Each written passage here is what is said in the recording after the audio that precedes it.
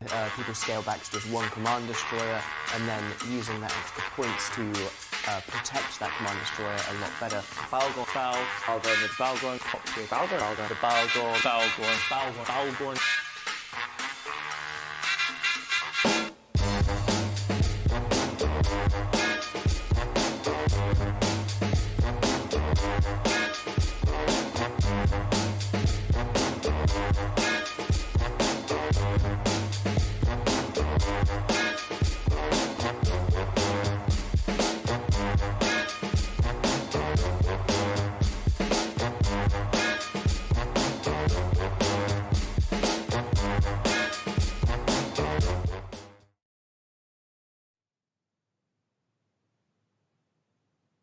Hello everyone, I'm Rain and welcome to Streamfleet plus NT introducing the Alliance Tournament. I'm joined by a host of folks, including Alexi, Brett Bart, Black Bart Pirate, CCP Fozzie, Damascus Kadesh, and then Equalizers, who's running everything in the background. So I gave sort of high-level overview of everyone. I'm going to let everyone introduce themselves, and we'll start with Black Bart Pirate. Hi, I'm Bart. I am going to be a commentator this year, and I flew with NC last couple of years, so AT pilot, AT commentator, kind of expertish on some stuff. And then Damascus? Yeah, I am just a player who got the tournament bug after participating in the Amar Championships, which was super awesome, and then I've just been doing tournaments since then, last year and this year with Templis Calcif. And we're just getting ready for this year's.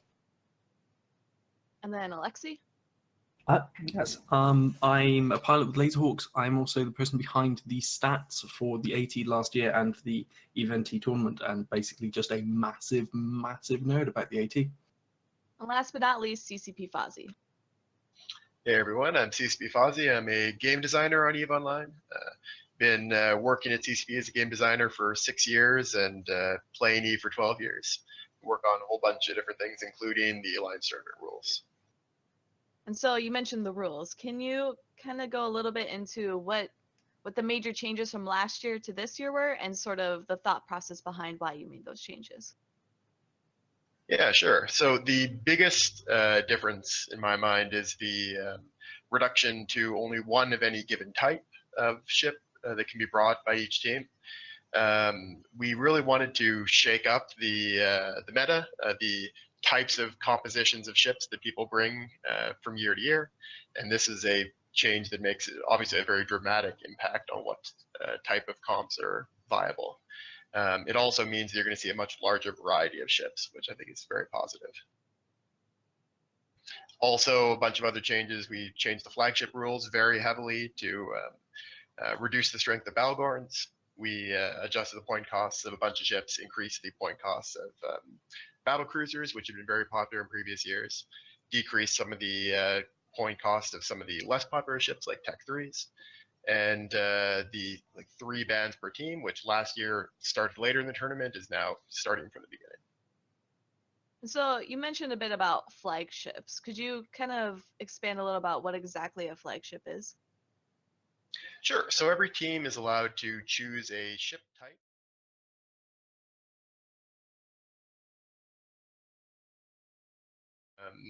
Break some of the normal rules of the tournament. It can't be banned in any given match. It also can bring some modules that are more expensive and rare than you would normally be allowed to bring in the tournament.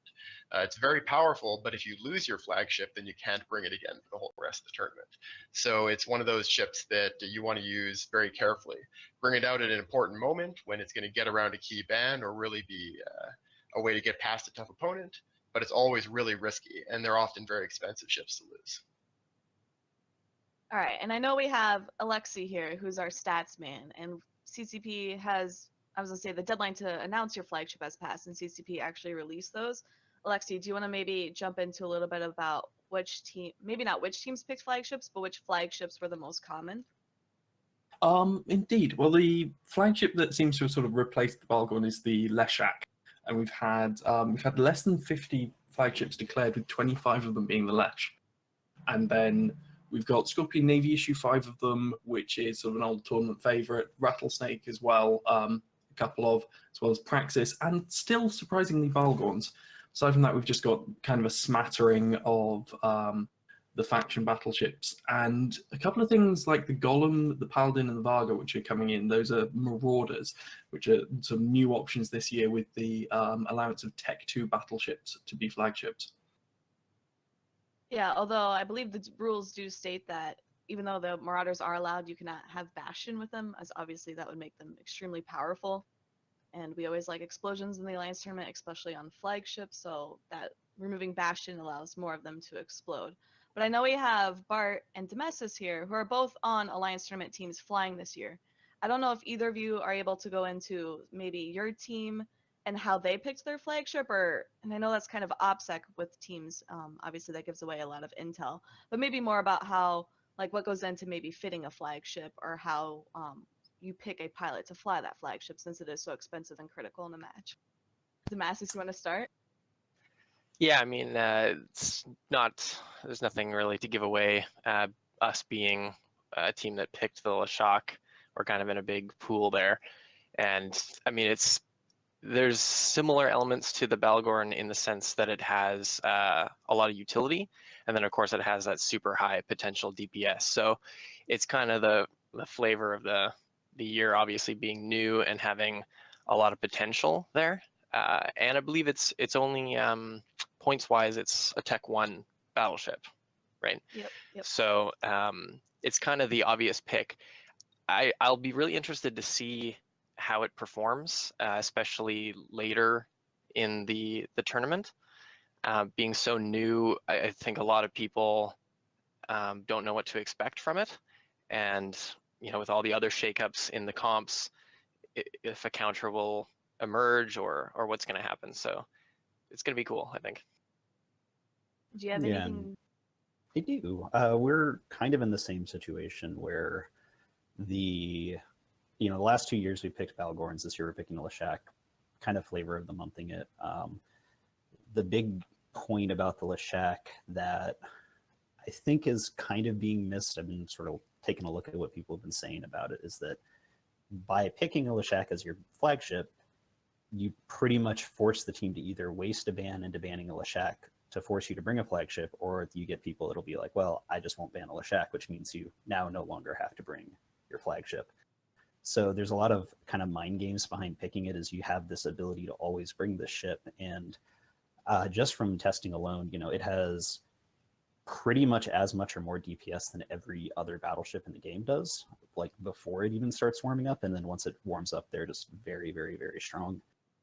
And the other cool thing about it is, like, it doesn't really scale particularly well with, throwing a ton of ISK into it and bling, just because it's not. If you think about last year, we had the Balgorns that, people were throwing like 100 billion ISK, 150 billion ISK Balgorns. The Lashak, it's a super cool kind of entry level for a newer team. You can fly one. I don't know how much they're going to end up costing by the end of the tournament, but it's probably going to be a couple billion ISK. But you could, it's not some ship where it's like, okay, bringing a flag Lashak is a game changer versus bringing a flag Balgorn. So there's a lot of stuff with it. They're very, very powerful. The mind games alone, like, we have a Lashak on our team. If you don't ban the Lashak, we will probably bring it. It's strong enough as a point just to bring no matter what in most comps. If you do ban the Lashak, you just bring your Balgorn, or bring your flag Lashak. So a very, very powerful ship. Yeah, I wonder if another thing that's going to happen is a lot of people will try to ban out the flagship comp by banning out other complements to it, like the Logi that they think will be strongest with it, or that type of thing, as opposed to just trying to ban it outright. So we're talking a lot about the Lashak, especially since both of you guys have those as your flagships, but there are other flagships that people have opted to bring that we haven't touched on. In particular, the Praxis, which I believe is actually one of the newer ships within the past year, since it was given out, I want to say, at a couple CCP events. It is the Society of Conscious Thought battleship. Do you guys have any input as to why pilots may pick a Praxis beyond something just besides points? Yeah, the Praxis, like, it can be anything. Like, you can put any weapon system, any tank on it. It can be, some super short range blaster rushing ship. It could be like, you could sit it in the middle of the arena and it can hit everywhere. I think that, I don't know if I necessarily would pick it as a flagship, but because of the flagship modules that you can use this year, you can put, you know, a ton of different models on it. You can make it into some super crazy self-repping missile boat. You can make it into like a very high DPS armor ship. I think it's kind of a wild card. It's like, okay, they brought a Praxis. We have no idea what it can do until we see it actually work. So yeah, the flexibility is through the roof there, and you can refit in between matches with the flagships, right? So there's no real way to ban it out if you don't know what the team has like if they have multiple fits that they can work with it that are all bling. There's no way really to get around that. Then again, it may not be quite as powerful because it's not as specialized as some of the other options. So like generalization versus specialization, I guess. And you had something to add to that, Fozzie? Yeah, I was actually about to say the same thing. The ability to refit from match to match is something that in some earlier years actually wasn't allowed on flagships, but this year and the past couple of years, you're welcome to do it. And that means that you can really surprise people with a flagship Praxis.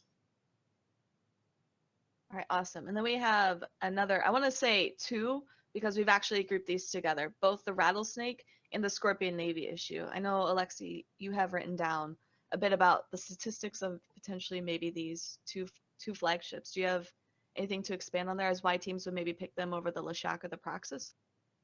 I think there's definitely a point of picking them over something like the Leshak, because the Leshak is very obviously an armor-based battleship. It's got those 8 low slots.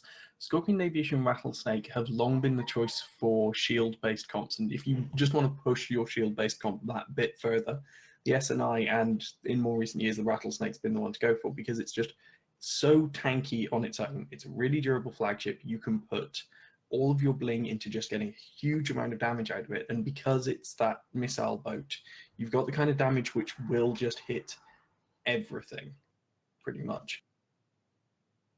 And yes, as Twitch chat is pointing out, those two are the points and the mid-slot counts are the wrong way around for the way they're displayed on page, which I will totally take the blame for. That's perfectly okay. And then I believe I want to say the last one I know we have to talk about is the Balgorn, which, Fozzie, when you were giving your flagship overview of the rule changes, you were talking specifically about trying to, you know, see less and less of that Balgorn dominance. Is there, I don't know, besides people maybe just loving that Balgorn, is there any reason why some people would still pick that? I mean, it's still just a very powerful ship. It's also possible that teams may want to use tactics that they may have gotten used to in previous years, although you have to change them up quite a bit with only a single ship per team.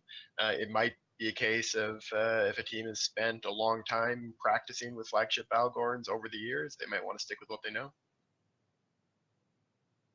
They might think it's a good counter for the Leshak if they can neut it out, but then again, yet still a little bit of a tough sell to go for that when you can't bling out the most powerful traits of the Balgorn. Yeah, unless there's some secret Jesus comp that, you know, people haven't thought of, that maybe whoever, I don't know who took that or who took them, but maybe they figured something out. They're like, hey, we have the counter to flag Leshaks, and it's some like, you know, flag Balgorn, tons of newts and Eeyore, but I don't really see why you would take one, just because all of the reason to bring a flagship is that they have, you can cheat on the module requirements. You can put faction and dead space newts and webs, except you can't this year. So the things that make Balgorns good, like they've been targeted specifically to not be able to do that. They're still very good ships as T2. I think we'll absolutely be seeing them in the AT. I just don't think that the benefit you get from using a flagship is very applicable to a Balgorn. It will be really interesting to see. Like, I like the, I really like that there is the potential that someone's figured something out, but it seems unlikely. So we'll see what happens. All right, and then I was going to say, I think that's all the slides we have then for the flagships, but is there anything else you guys have about flagships in general, maybe the overall strategy when going against a team with a specific flagship, or, I mean, even Bart and Damascus, you guys as pilots, like what goes into to being able to pilot about like a flagship, whether it's the Balgorn, the Leshak, or anything like that? Well, I mean, number one would be to have all the skills to 5. Like, you don't want to have any drawbacks whatsoever on the pilot that's chosen to fly it.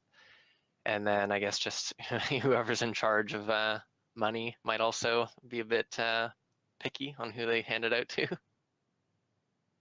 Yeah, we're lucky with NCDOT that everyone is really stupidly rich and has a ton of SP. Traditionally, we've had DHP Wildcat flyer flagship, just because the flagship position, you really want like a good tournament veteran in it who can handle. One thing about battleships in the AT, I feel like in sort of more traditional EVE, there's this idea that like being a small ship pilot is way harder than being a big ship pilot because like you're going really fast, you die super fast. In the AT, battleships have, because of the way they're fit, they have so many different active modules. Your positioning is crazy important. The enemy team is going to be locking you down. So you really need somebody who, maybe not necessarily who's like some amazing single solo pilot, but somebody who's able to handle like, oh, I'm being tackled by 4 things and someone's ECMing me. I'm going to be able to like manage my module heat, manage my module usage really quickly, tell my team, hey guys, this guy's out of position. I can apply damage to him. We need to shoot him. And having someone who's like played in the AT several, for years and years and years, they have a confidence level of being able to just like make those snap decisions. So, that's at least the reason why we do it. The way we do it is, we put somebody in who's like a tournament veteran, been doing it for years and understands like, hey guys, we have to switch targets. We have to make these calls like immediately, and is very confident in being able to make that call. Where, a newer pilot might be like, guys, maybe we should fight them. So, And there's no room for hesitation, and the stakes are so high because if you are applying, if it's your utility or your damage or whatever, it's like so important in the comp, and if you're messing that up or not reacting to the situation quickly enough, it can have such a big impact on how things play out. So you mentioned that it's a lot easier for tournament veterans to kind of handle the flagship piloting. What advice would you have to maybe newer players or newer teams even who don't really have all that tournament experience to rely on? How would you recommend they go about, I want to say, either practicing or preparing then for, bringing their flagship on the field? I think something that helps a lot that I've done quite a bit is recording your own practice matches and then watching them back, because especially when you're a new player and you're not really absorbing all the information that more veteran players are used to, you miss a lot of things that like positioning, or there's just so much happening that you'll inevitably miss stuff. And if you watch it back, you can really analyze where you could improve and just pick up on stuff to pay attention to next time. It's a really good tool to sort of build that level of situational awareness. Yeah, I actually really, really agree. Like recording your own matches, even if I think that we have a couple people that stream here, if you ever watch your stream again and like watch yourself, you realize like, oh, hey, it took me 2 or 3 seconds longer to activate my module than it should have. Well, in the AT, that literally can be the difference between winning and losing. Like there's one thing I notice a lot when I watch matches and you see sort of newer teams versus the veteran teams. The veteran teams, like their ships are moving the instant the match starts, where sometimes you'll see these newer teams, they'll take like 4 or 5 seconds to realize, oh, I need to turn all my modules on and start locking, and okay, now I need to move my ship. So just like watching yourself and recognizing that like you're probably not as good as you think you are, but once you look at your own play and realize I could get a lot better at this, that is sort of like, that's a good step one, especially, as a newer team that hasn't been on, they haven't been in an AT match, because it's a very different situation to even like the practices, even like a fully set up, we're doing everything officially. In match is still super different. So you want to get rid of every single variable before you make into the match, because once you're in the match, you're probably going to be like adrenaline rush panicking the entire time. Yeah, absolutely. Yeah, being in that actual arena with a boundary and everything there's something about it. It's almost hard to explain. It just really feels different. And of course, there's the nerves that can have a big effect. Yeah, I've definitely have felt that, even with just player run tournaments, because I actually have never flown in the Alliance tournament. But that's really good advice. So hopefully the newer players watching will actually be able to take something from that. And then I believe that's all I have had to cover for flagships. Did you guys have any final thoughts for flagships? I just wanted to confirm, is it the Tech 2 option that's new this year? Yes, it is. This is the Yeah. first year we've allowed Tech 2 battleships. Yeah, And that's in cool. its- I'd like to. I'm interested to see how that goes, because yeah, it's a lot shaken up Yeah, I'm It's actually interesting with with- the rule sorry. changes there. The T2 battleships kind of came with a pre-nerfing on them though, because you removed, same time as removing the webs and newts, you removed the option for blinging your ECM modules, didn't you? To prevent that Yes, true yeah. purple widow turning up. We were definitely worried that a super powerful SML's ECM Widow would be a problem. I'm actually kind of surprised that nobody chose the Widow even without the bling ECM. It would have been an interesting choice because we've seen the Widow used to extremely good effect. I'm more It surprised has been there's showing up less in practices. Marauders. Yeah, the Marauder seems like, with the rules shifting more towards like blinging out damage and that kind of thing, you'd think you might be able to get more out of the Marauders. But then maybe people had predicted an ECM meta and did not want to risk that because the Marauders have a naturally low sensor strength, right? Yeah, Especially they're without easy to access. jam.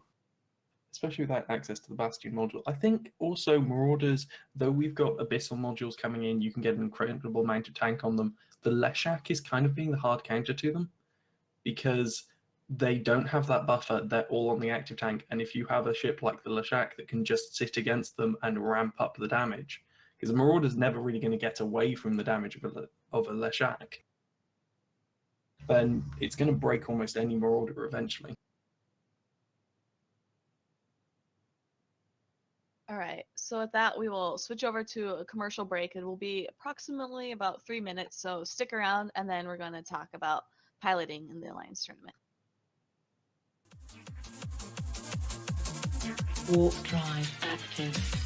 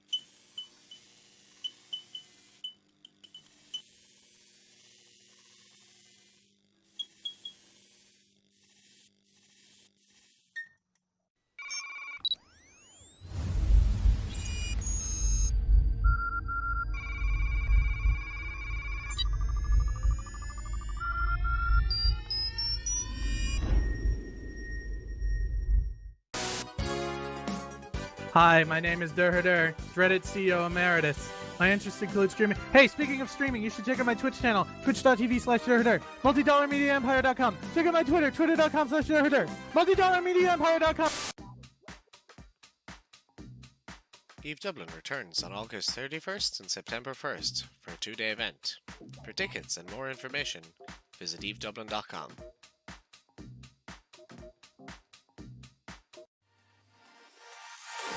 I tried to fight alone. 'Cause sometimes we just don't know that we can do anything together if we just try. And as long as we have our backs, whenever our foes combine.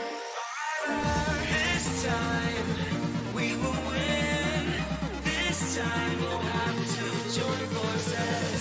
This time we will win. This time we'll have to join forces.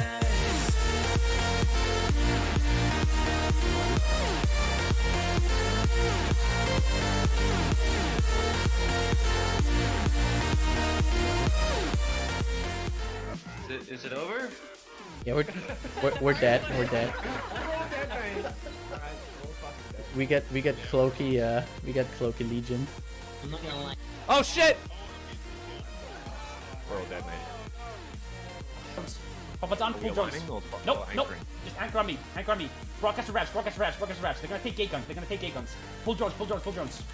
As far as 50 people or 45 people in a public go complete go, I think y'all all did really well and did a pretty good job organizing yourselves and following orders. The battle begins tonight. Are you with me? This is our kingdom, and we won't run tonight. We are a team.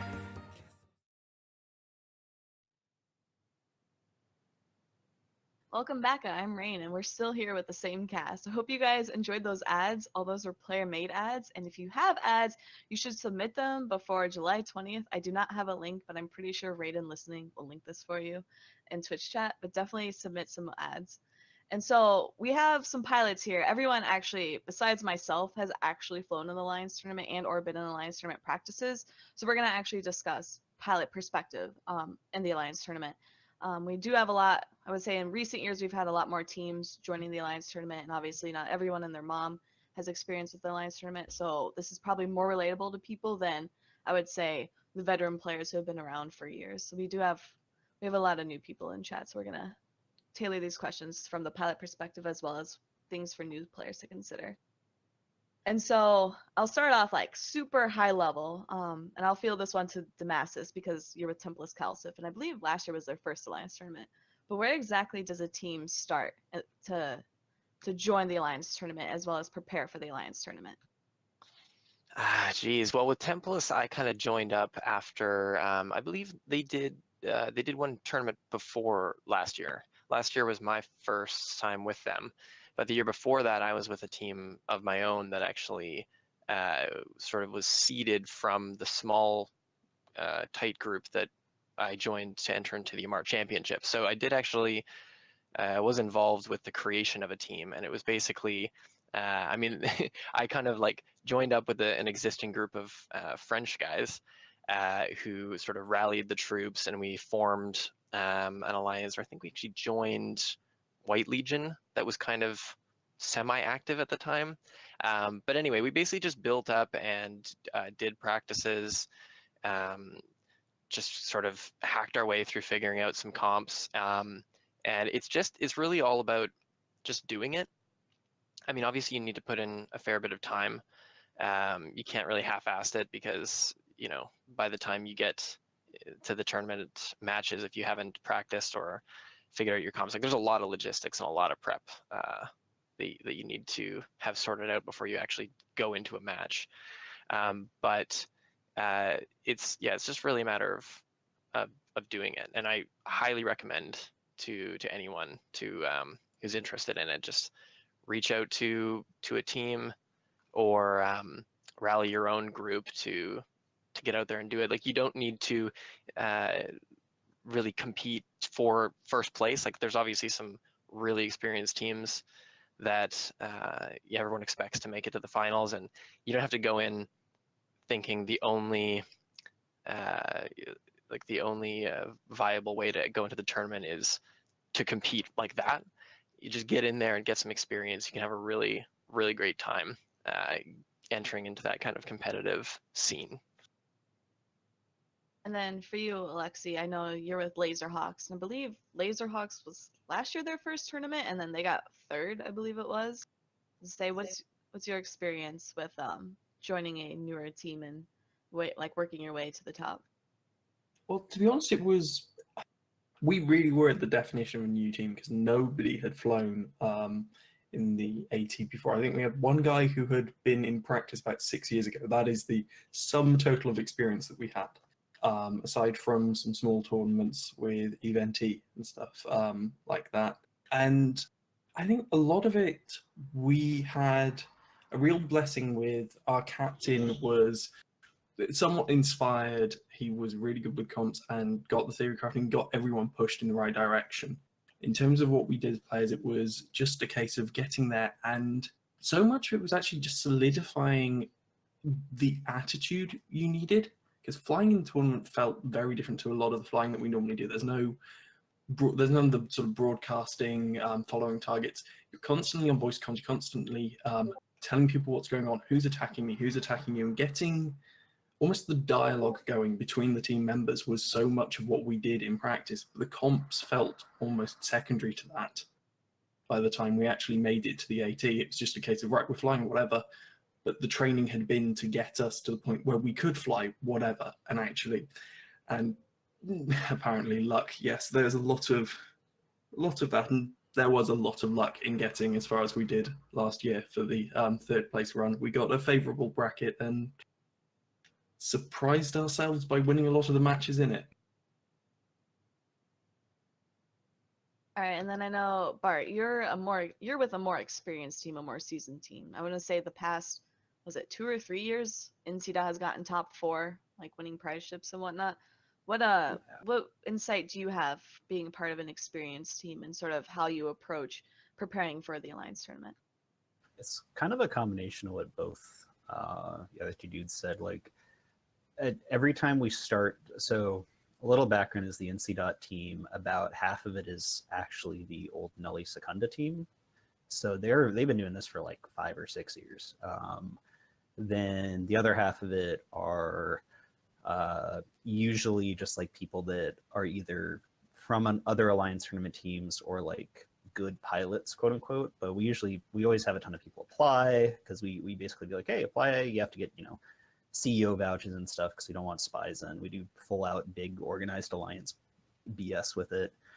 But we always spend kind of like what Alexi said, like the first, I would say, several weeks is pretty much finding people who understand that the way that the AT works and the way that you pilot in it and the communication level of it is vastly different from anything else in EVE.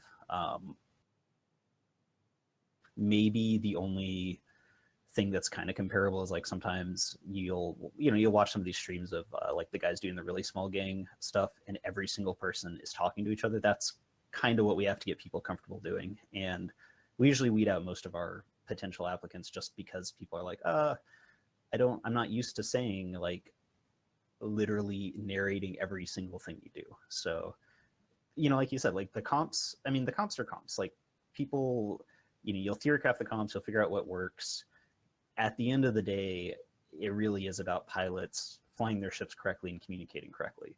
What the meta comps are usually figures themselves out, to a certain degree. Obviously last year things were a little weird at the last weekend, but nobody really expected that, so that's okay. Other than that, everything else is just pilots piloting well. And I can say last year, like the NC team, we had everybody was clicking really, really well together at the end, and it seems like it's doing that this year too. So, but yeah, like anybody can join it. Like we have people that joined NC like 5 or 6 months ago that are going to be flying in our AT team today. So, not sure if that's a like just go for it. Find an alliance that you want to fly with. I know that the PL team, which is considered probably one of the most pedigreed, or if not the most pedigreed AT team that's currently in existence right now, they have people in their team that have never flown in the AT before and joined PL in the last 6 months as well. So, anybody can do it as long as you have like the drive and the personal ability to do it. And I know you mentioned, oh, go on.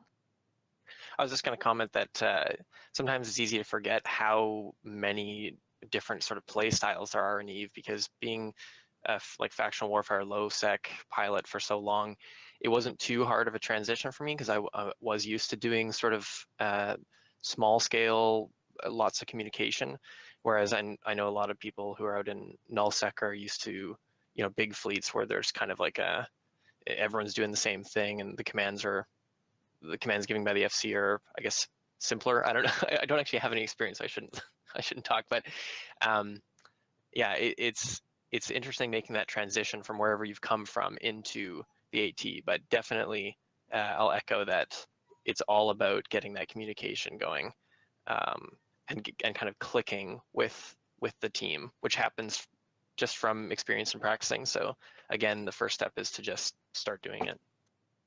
All right. Well, thank you for your insight, you guys. And I know Bart, you had specifically mentioned spying, as in anyone can apply, but not everyone makes it due to needing vouchers and whatnot. And I know the Alliance tournament, especially because the prizes at stake are billions upon billions of ISK, especially with prize ships that we are guessing that are going to be coming out soon, hopefully. Hint, hint, wink, wink, Foz. No, I'm kidding.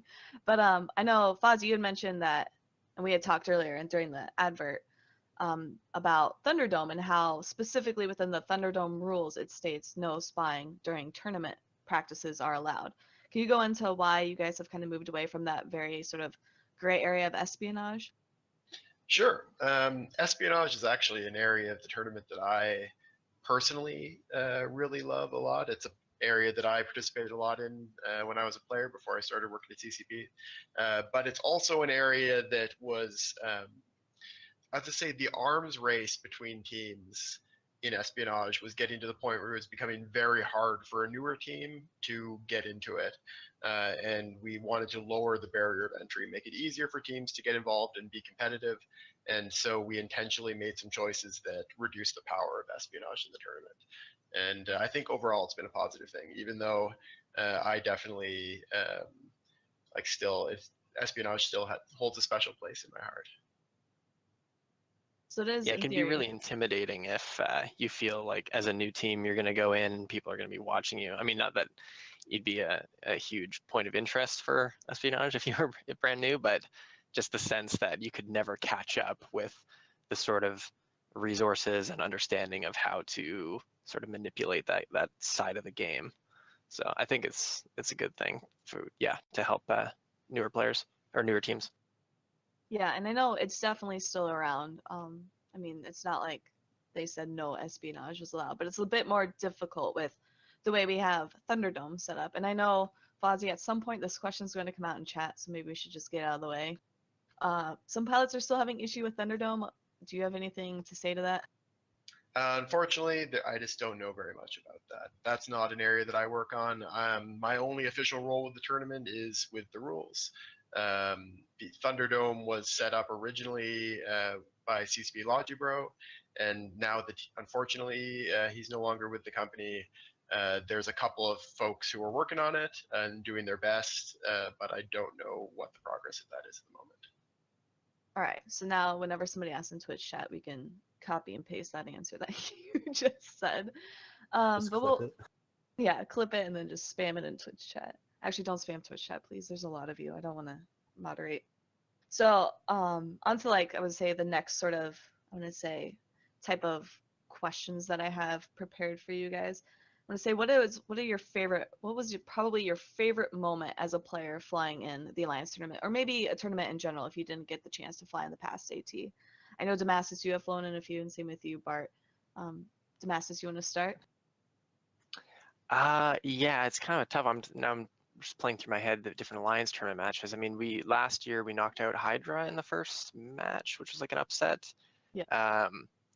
I was buzzing. I think I was in a stork and I was just like buzzing around, so I didn't feel like I was had like a heavy hand in the actual battle there. But I guess I at FanFest I'm just gonna gloat a little bit. I won the Caldari Cup.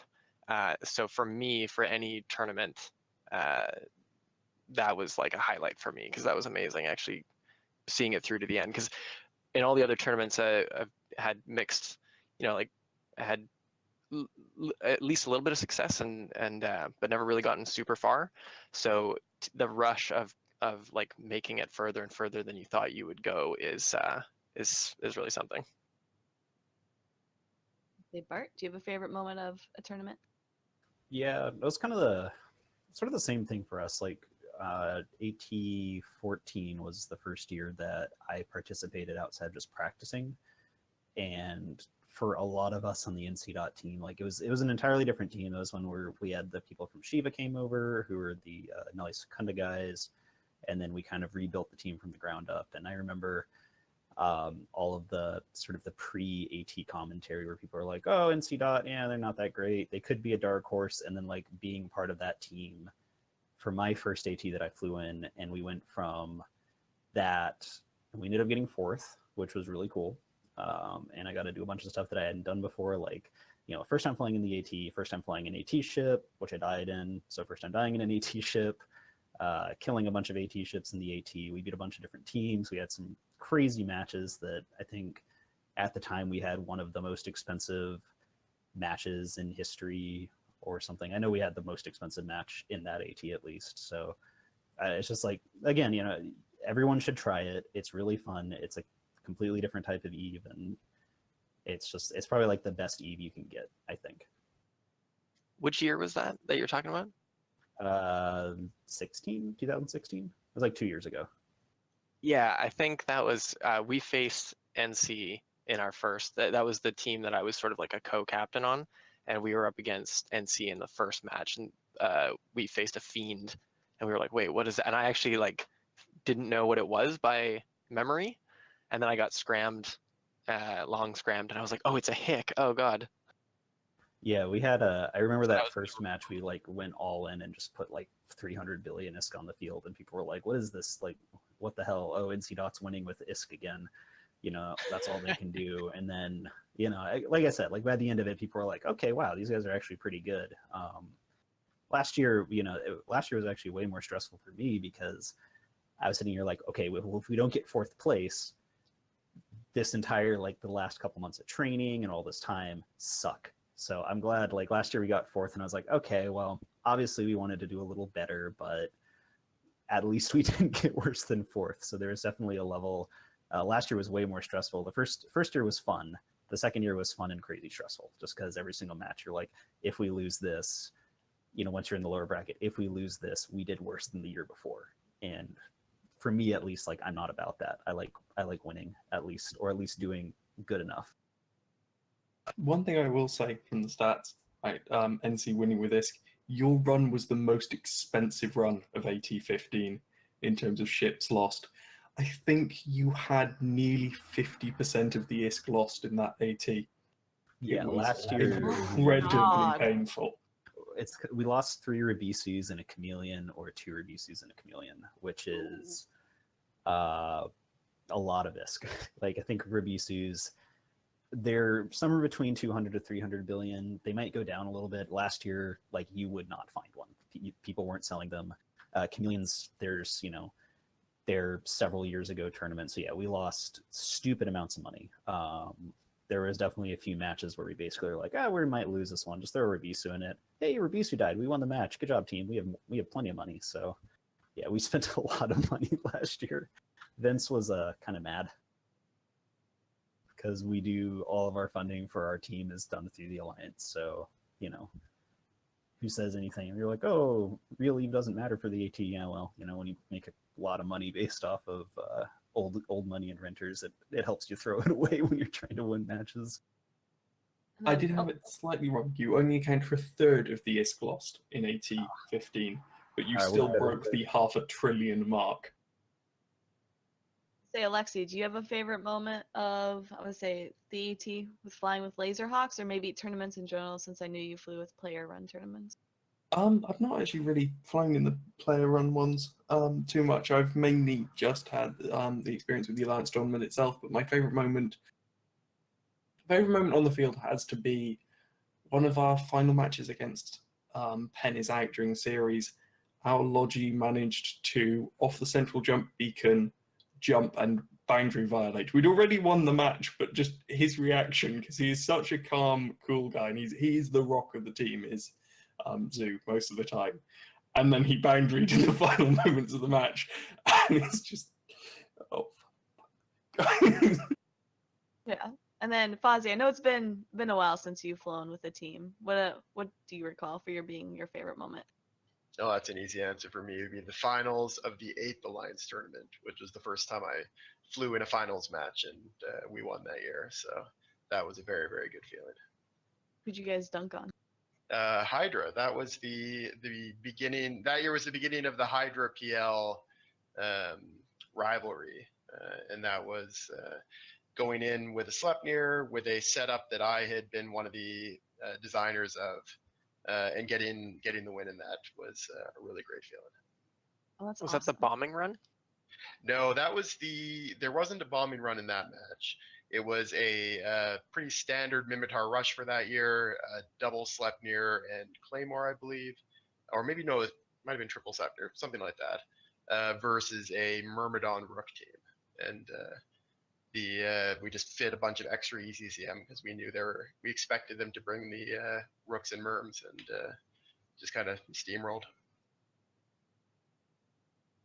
All right, and so that's probably an amazing moment. I think a lot of people have recalled that, especially with the PL Hydra rivalry. Although that's the end of the questions I have for this segment. If you guys have anything else to add, or we can go to a short ad break. All right, so we'll go to a quick ad break. But after that, we'll be back with more Q&A. So if you guys have questions in Twitch chat, please post them.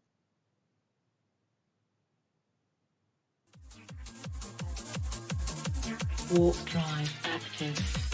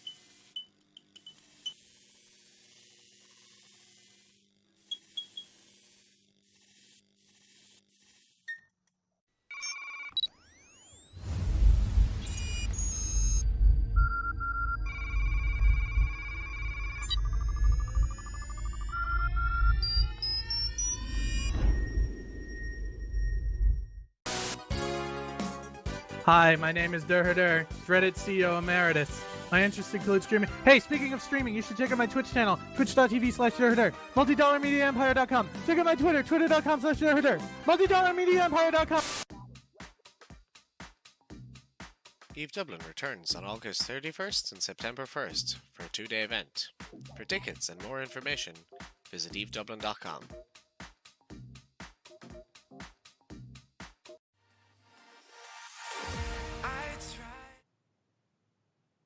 Welcome back. Same crew. We only got one question in chat, and that was from Korak12345, and it was, do we get prize spoilers? And I'm assuming he means the prize ship. So I'll throw that over to Fozzie since he has all that intel. Sure. So there isn't anything new I can say about the prize ships other than what's already been revealed, which is that they're going to be based on Triglavian ships. And I'm not working on them directly, but I know the work is ongoing on getting the details of them worked out and the design of them, and that'll be revealed in the near future, I believe. I have a little follow-up to that.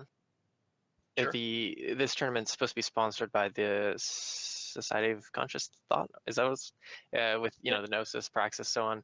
I think some people were speculating that though there was gonna be prize ships based on those hulls, but also obviously the Abyssal patch came out, so there's those new hulls that everyone is like. There's a big buzz about them.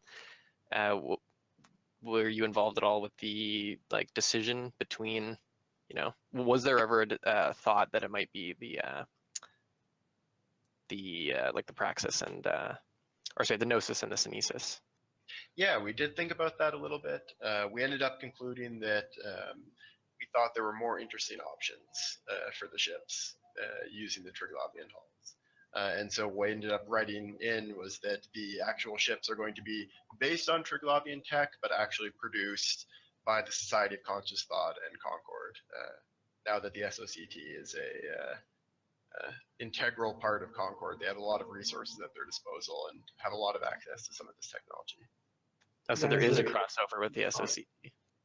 Yes, yeah, they're not going to be they're not hulls that were found in the abyss. These are going to be made in normal space by NPC corporations using Triglavian technology that has been salvaged. All right, Sounds so cool. So after we started that discussion, I have a lot more questions from Twitch chat asking. and they're talking about the buys as well as the prize skins. So for those unaware, there are Triglavian, it looks like Triglavian Victory Edition skins on CC. So I'm assuming those are actually the prize ships for the Alliance tournament, or the prize skins for the Alliance tournament. And so there was actually a question in chat. Do buys, as in the top 5 teams got buys from last year, get prizes for the matches they don't get to compete in, as in they've already are given a win for those? Do you think that they will be given those skins as a prize? Good question. I'll have to talk to some folks to confirm it, but I would expect the answer is likely yes. All right, thank you. And then also, this one's also for Fozzie. Who is your favorite co-commentator within CCP? Oh, that's a tough one.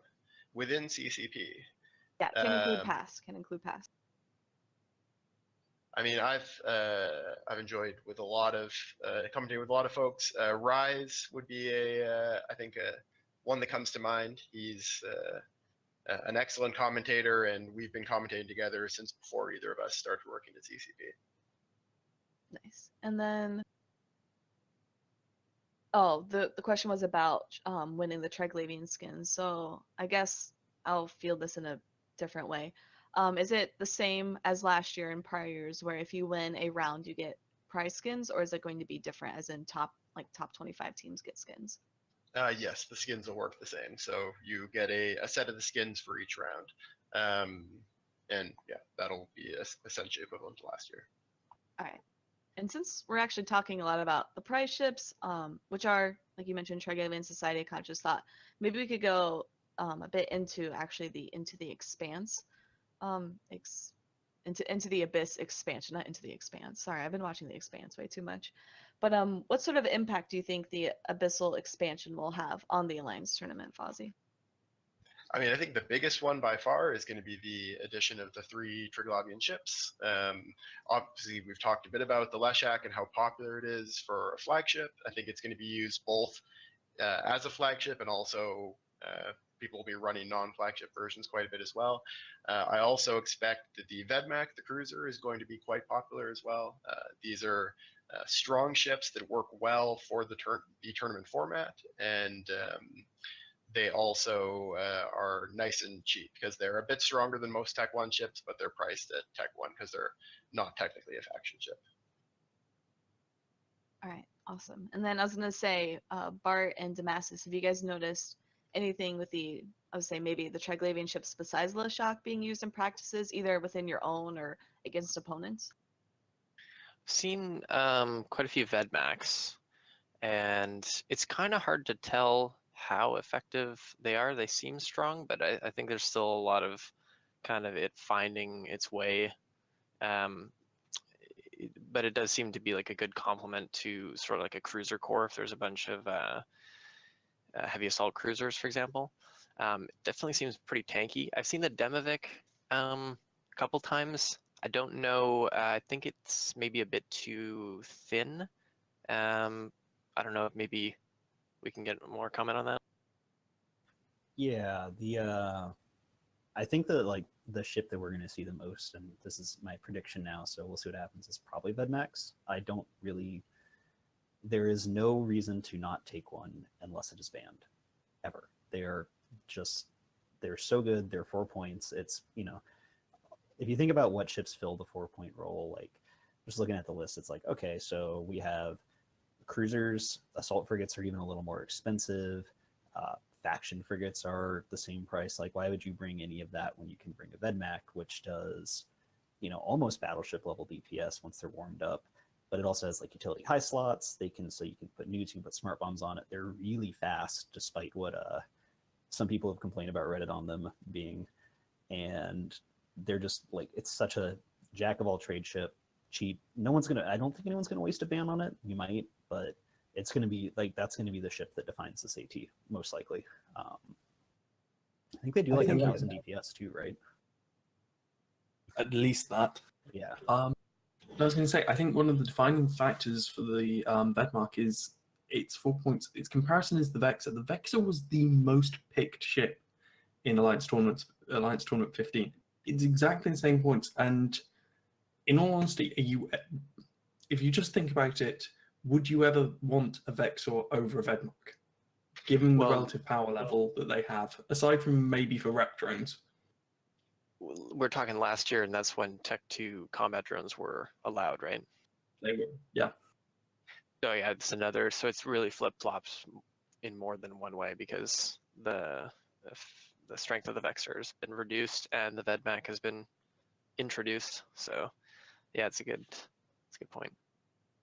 I mean, the Vexors are still strong. Like, it still has, you know, what most teams, I think, after that first weekend, because the drone meta was not as big of a drone meta as we thought. But the Vexor, the thing that makes it so strong is that they tank hard. You can fit a ton of rep drones on them, and you can just use them as like a tackle newt ship, and also, you know, maybe throw like a flight of warriors in there or something if you want to do DPS. So I think that the Vedmac and the Vex are not necessarily like the same ships, but I also think there's no reason to take a Vexor over a Vedmac as well. So it's kind of weird. We'll see how it goes, but you know, you can still, I think you can still fit a couple rep drones on a Vedmac, but the fast smart bomb is what's going to be like the big scary part about it. Smart bombs are, you know, we see it all the time in the actual matches. Like when a team is able to get their smart bombs to clear like Logi drones, to clear ECM drones, that is a lot of times like the thing that pushes the match over and causes one team to win. Being able to put a smart bomb or two on a cruiser hull that's pretty fast and not having to, previously we almost always had them on battleships, right? Which are a lot slower, they're bigger, it's more obvious. Having it on like a little cruiser hull that can like run up on top of someone's Logi, web them down, start applying pretty high DPS, and then also clear the drones is going to be really scary. Yeah, historically it's been pretty hard to make good use of smart bombs on cruisers. Like you said, you have them on battleships, which have a super hard time getting on top of where they need to be to use the smart bombs effectively. So yeah, having it on a fast cruiser is pretty powerful. So we're talking a lot about the Triglavian ships. Are there any other ships or maybe potential, I don't want to say like comps or like, yeah, maybe it is, potentially ships, comps, or strategies used in the Alliance tournament that you're hoping to see? Whether it be, I want to say don't give away stuff for your team, but something you're hoping someone else is maybe brave enough to try out? I'm hoping people are brave enough to win without ECM. Let's put that out there. ECM's, it's okay in the AT. I understand the dislike for it as like solo piloting and small gang, it's awful. But in the AT, it's just, there are counters to ECM. If you got yourself ECM'd, and I know this is saying from somebody who like literally lost what, third and second place to ECM, if you get hit by ECM, you probably didn't plan correctly, notwithstanding certain comps. It's gross, it sucks. The only thing that I dislike about ECM, honestly, is that you can't tell as a viewer who's getting jammed as easily, and that's my only thing on the AT about it. So bring on the ECM. It's fine. It's not the end all be all like worst thing ever. There are so many worse things than ECM. So with that attitude to ECM, how come you brought a chameleon with no ECM on it last year? I was not in charge of that. That's what I'll say. I can tell you what the idea behind that was if they had brought their ECM comp again. If we're talking about that specific match, which was when Hydra or Vidra? I think it was Hydra. Hydra brought a sacrilege ECM based comp, and in the previous match, and we were like, okay, if we just bring a drone comp and then go like super heavy DPS and chameleons do a ton of damage and healers do a ton of damage, the idea was like, okay, well, if they bring ECM, you can't jam us because we have a giant drone ball that's doing like 8,000 DPS. So we'll just win. And then they didn't, and then we died. So that was what the thought behind it was. Like I said, we made a poor meta choice, but we also just, Daddy Vince had given us 500 billion to spend, and we had only spent about 350. So we were like, all right, let's throw chameleon in there and have it die too. I think that is what I want to see teams do this year, is that all in on, I'm willing to bet that if you bring the exact comp I think you're going to do, my off-the-wall comp will beat it. Because I think I'm seeing a lot of teams practice with Tinkers and things like that. I want to see completely off-the-wall things like ramming Balgorns and just all sorts of things that will beat one comp, and I want to see them work. Because one of my favorite matches from AT15 was, I think it was Blades of Grass took the victory, and I can't remember who it was they beat, but it was in the feeders, and it was a pure blaster rush team warped at 0 on a Tinker that warped at 0. The Bazzi died within 17 seconds, and the match was over within 84 seconds of it starting, with everything just instantly exploding. It was fantastic. The great thing about the Alliance tournament is that there's always room for something crazy to happen. I think a lot of people kind of settle into a meta and are comfortable with it, like whatever is working, stick with. But then we see like later on, sometimes people will bust out a counter to something that's been so established and throw that all off. So it's when you get those big upsets and people just come up with something wild and it works. So I think that's the most exciting for sure to see that happen. Yeah, I think like that's the big thing we're getting this year is that the rule sets that make it so you have to bring so many different ships, I think is going to also make us bring so many different ships. So we're going to get to see some like really off the wall stuff. I was kind of memeing about it for a couple months that I wanted to see some guy bring like a flag golem that's just fully, abyssal up, tanks like 6k or whatever. I think they actually can tank like 4 or 5k DPS if you have them set up in that way. And then just bring like a rapid light comp, and your goal is to bring enough damage down that the golem just sits there and tanks for the rest of the match. But like that is now an option, and that was not really an option last year because of the way it was set up. You couldn't bring like faction shield boosters, as far as I'm aware. I'm like 90% sure you can bring faction shield boosters or abyssal shield boosters even, which are even better. So only one person's bringing in golems, so my dream will live on potentially. But yeah, we get a lot of really cool stuff that could happen this year, and I think that there might be a couple specific archetypes going on right now for comps, and I think that after the first couple matches we're just going to throw it all out and be like, all right, I guess this is what the game is now. So, which is good. It makes it really exciting as a viewer. I know that some of the team captains are like, this is the worst thing ever, I have to think of like a billion different possibilities, and it's like, yeah, that's the point. That's what makes this fun. Last year, and especially the year before that, you could be like, well, we have our TFI comp, and we have our battlecruiser comp, and we have our rapid light kiting comp, and one of those is what we're going to fight most of the time. And this year it's like, I don't even know anymore. It's just gonna be crazy. Yeah, isn't it that later in the like best of series that if you win, you can no longer bring any of the hulls in the comp which you won? The finals, yeah, are if you have flown the ship, won, then you're not allowed to bring those ships again. For that series. Yeah. Is it only the finals, or there's a couple? It's for the elimination bracket finals and then the grand finals. So all the matches on the final day. So not just all of the series matches. Are you the mastermind behind that, Fozzie? This one that the idea has been bouncing around for a while. So I wasn't the first person to come up with the idea. But yeah, I'm the one that decided to put it in. And I think it should lead to some pretty wacky setups by the end of the series. It also is more likely to have the series go to their full length, which we decided was especially important this year because of the party. It kind of sucks if you have everyone, a big party in Nottingham, and then the series goes to the minimum length. Yeah, because you end up stress testing the pilots and the kind of teams overall rather than stress testing the comps, because if a comp gets stress tested to the point of breaking and there's a counter, like in the finals, someone just steamrolls 3 matches in a row and it's over. Like that can't happen with this new rule set.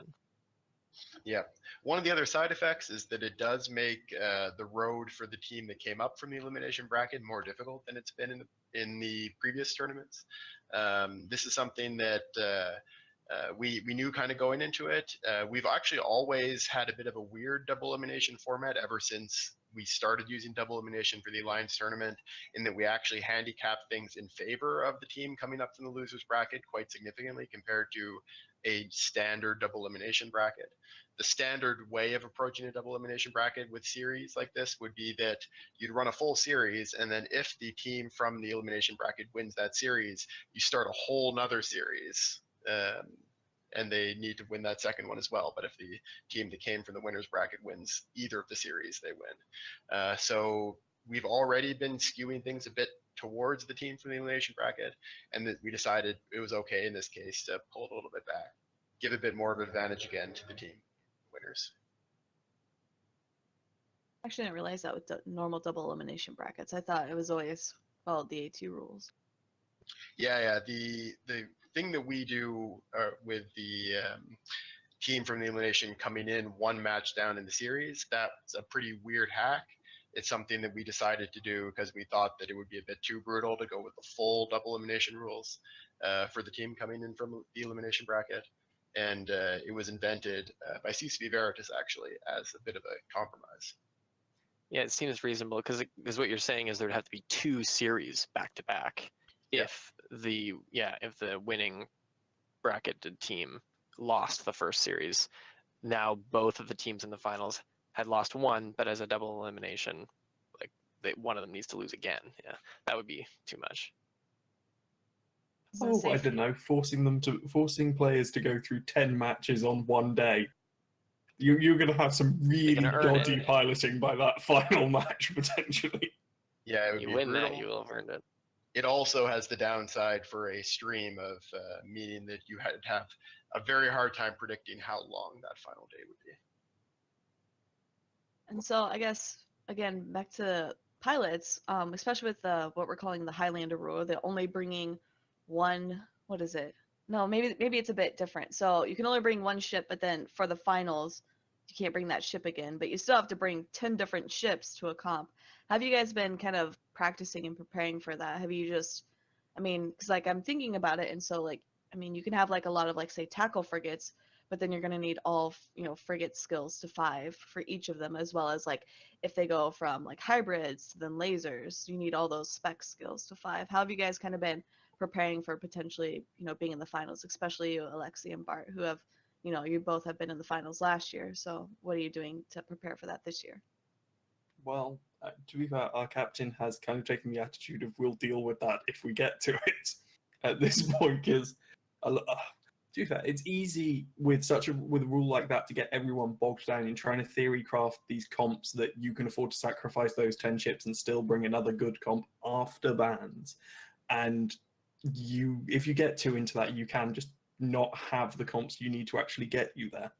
But actually, I was going to say one of the people in the room who has perhaps the most experience with this might be Damsis, because the Amar tournament brought this kind of idea, not perhaps phrased in the same way, but I think what we're going to see here is something similar to what we saw in the Amar tournament, with teams having these plans of comps they can sacrifice. Do you think that's going to be the case? Yeah, I mean, obviously that was to a smaller scale, like being narrowed to only Amar ships and only 4 pilots.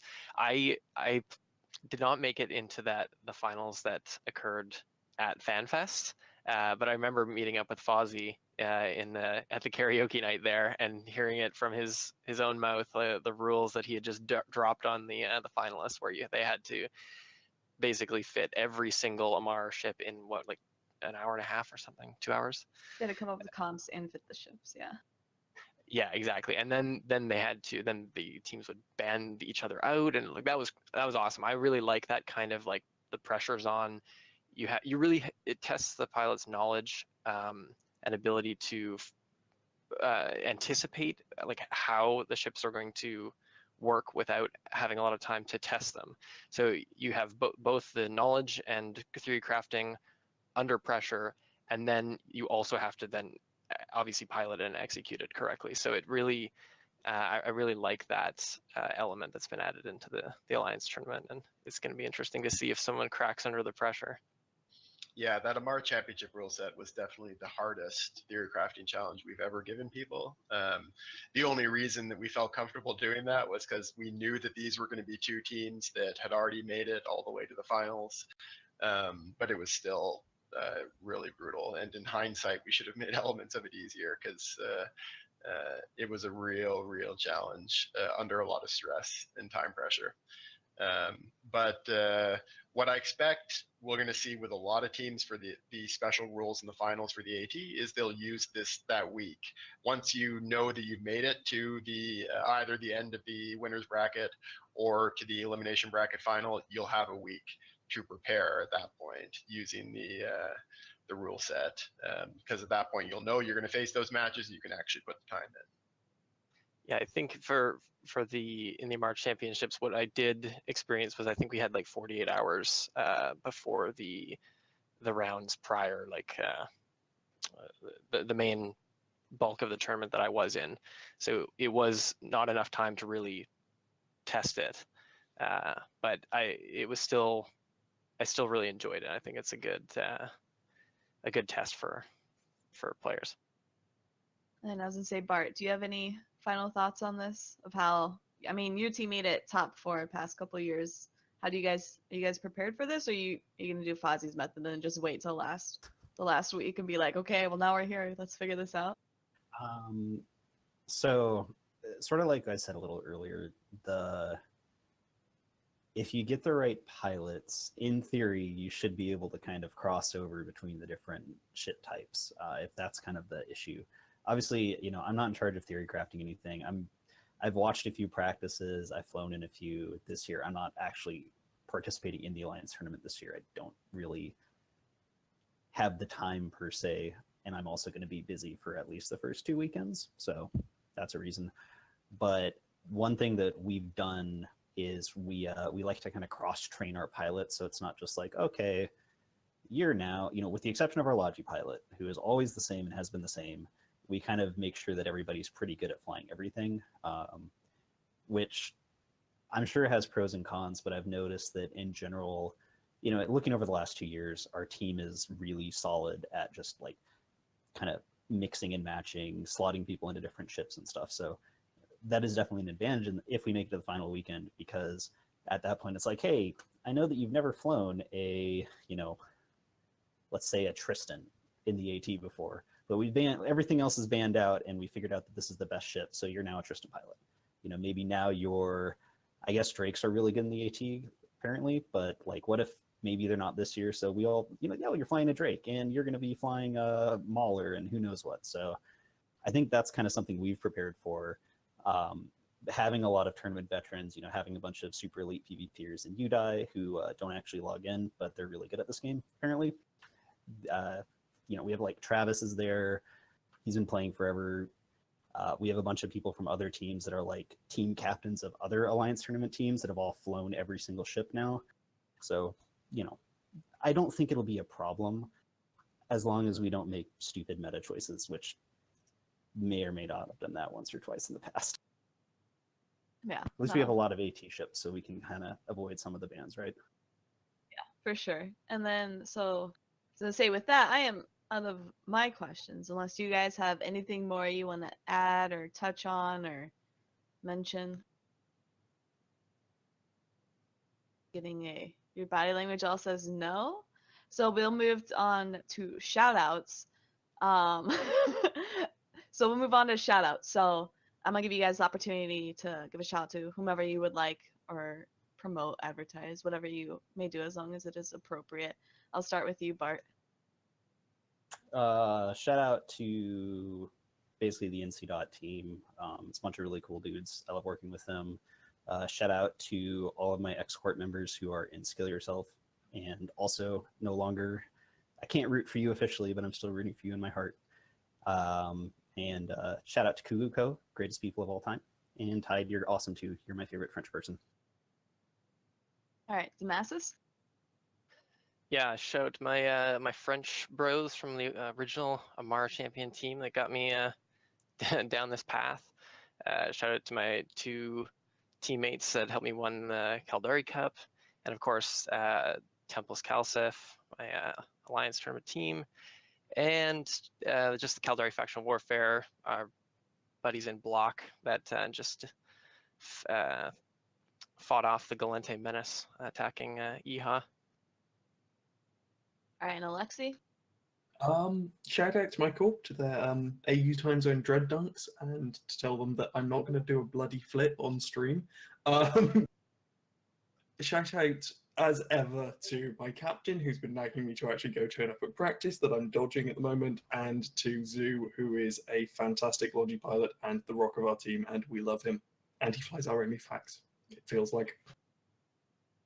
And Fozzie, do you have any shout out? Yeah, big shout out to Nash and Bay and you and all the members of the EVE team who are doing a great job running so much of the broadcast for this, running all the broadcasts and so much of this tournament. You guys are doing awesome, and big thanks to you. Thank you. And my shout out is actually going to be promoting the show. So, but first we're going to start off with the weekend for the Alliance tournaments. So that is July 28th and 29th, as well as August 4th and 5th, 11th and 12th, with the finals being on the Saturday, August 18th. So make sure you tune in for those, as well as Streamfleet and EVE will still be hosting the show. It may not be me because it will be on Wednesdays, actually. I was going to say later EU time zone, but still kind of early NA time zone, guessing around 2100 or 2200. So they're going to be recapping everything, breaking things down, as well as making it simpler for those who are newer to the Alliance tournament and can't quite catch everything on the weekends. So make sure you tune in to those, as well as go to streamfleet.org to check out more events happening near you, especially if you're a content creator. And then I believe it is eve-nt.uk for those who want more stuff with EVE-NT. But that is all from us. Thank you all for hanging out, as well as your questions. And thank you all, actually, for being on this show. Everyone here, as well as Equalizers, who is behind the scenes. I can see him sitting there laser focused, running commercials for us, showing slides. And we also have Raiden and Miss Moses, who kind of work the magic from behind the scenes as well. So thank you all. All right, everyone wave goodbye.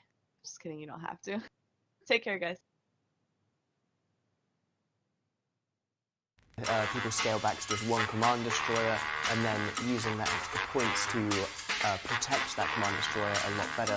Balgon, the Balgon, the Balgon, the Balgon, the Balgon, the Balgon, the Balgon,